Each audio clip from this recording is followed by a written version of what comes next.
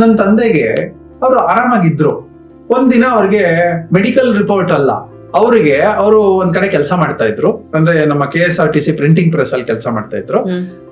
ಯಾರೋ ಒಂದು ಕೆಟ್ಟ ಮಾಹಿತಿಯನ್ನ ಕೊಟ್ರು, ನೀವು ಕಳ್ಳ ಟಿಕೆಟ್ ಅನ್ನ ಪ್ರಿಂಟ್ ಮಾಡ್ತಾ ಇದ್ದೀರಂತೆ ಅಂತ. ನನ್ನ ತಂದೆ ಅತಿ ಹಾನೆಸ್ಟ್. ಆ ಆನೆಸ್ಟಿನಲ್ಲಿ ನನ್ನನ್ನು ಯಾರೋ ಡೌಟ್ ಪಟ್ಬಿಟ್ರಲ್ಲ ಅನ್ನುವ ಭಯದಲ್ಲಿ ಅವ್ರಿಗೆ ಹಾರ್ಟ್ ಅಟ್ಯಾಕ್ ಆಯ್ತು. ಒಂದು ಅಟ್ಯಾಕ್ ಆಯ್ತು, ತಡ್ಕೊಳಕ್ ಆಗ್ಲಿಲ್ಲ ಅವ್ರಿಗೆ. He was not prepared. Heart attack ಆಯ್ತು.